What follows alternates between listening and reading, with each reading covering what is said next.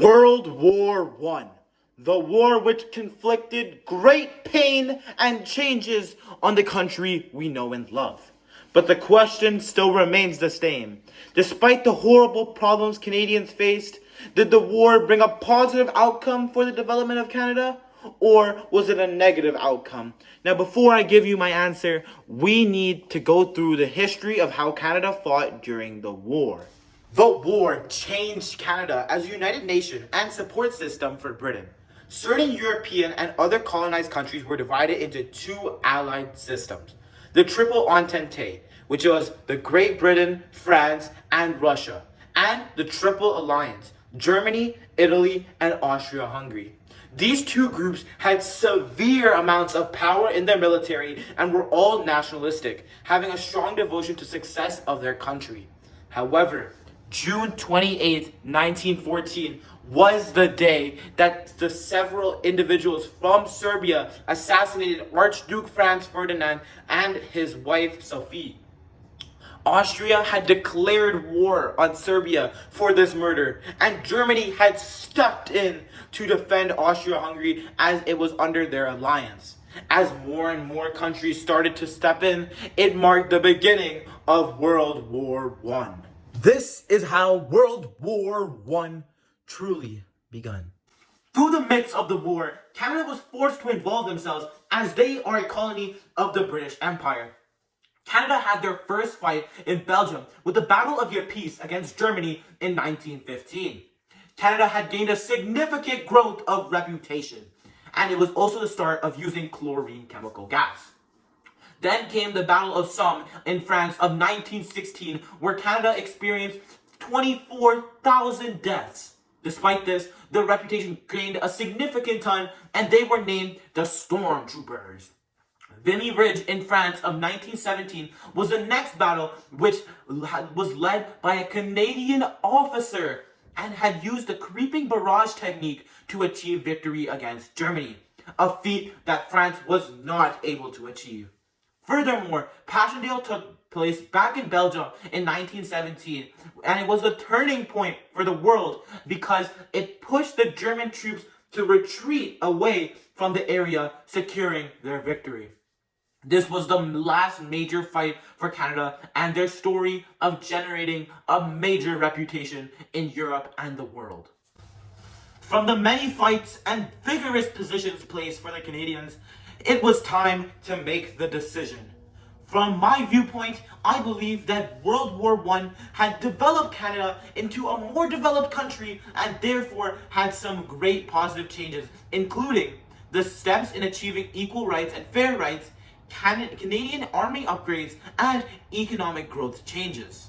Foremost, World War I had made positive steps toward equality of rights and women's rights. During World War I, the British Empire, including Canada, was in a severe need of men to participate in the struggle of World War I. As a result of this necessity, numerous marginalized groups were able to enroll in the Canadian Expeditionary Force.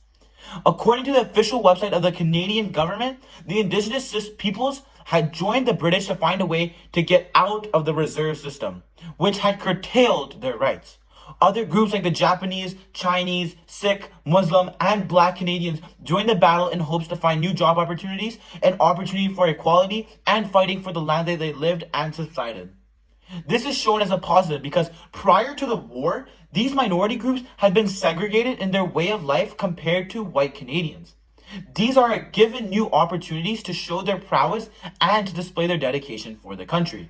While they had been given through a lot of tough working conditions, this was a big step towards achieving equal rights and had detrimental effect on the outcome of the war.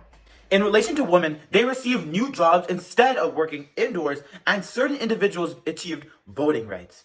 Following the Military Voters and Wartime Election Acts, women who were in the military or who were mothers, wives, daughters, and sibling of a man serving in the military would get the eligibility to vote.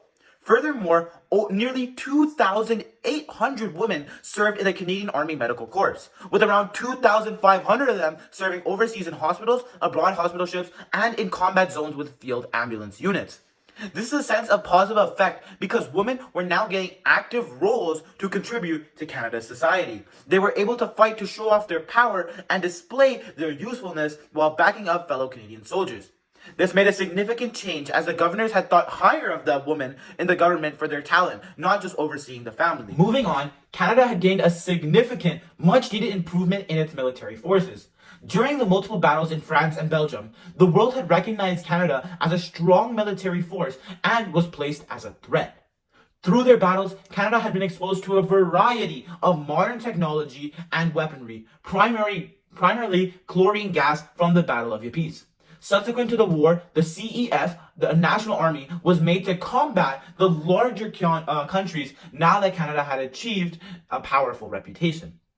From the experience gained from other countries, Canada had adapted those machineries into the CEF to create a more powerful army, guns, tanks, and more artilleries as well. This is an extremely important aspect of a country's growth, as having a big reputation would mean that neighboring countries would not impose or invade the country itself.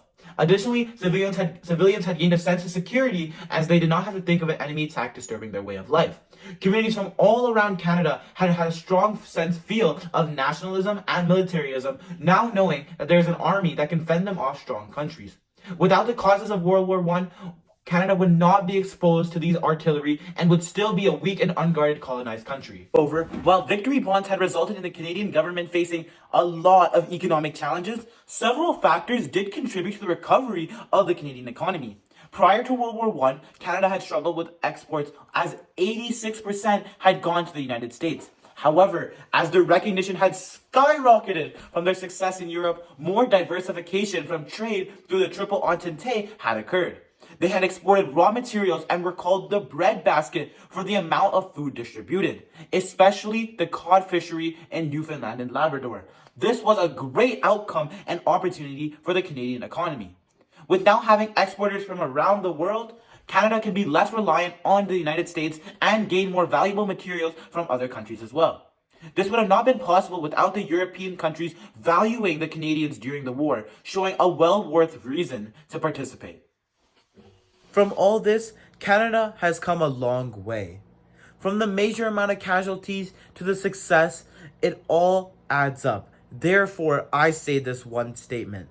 Canada's part of World War I was worth it. Thank you.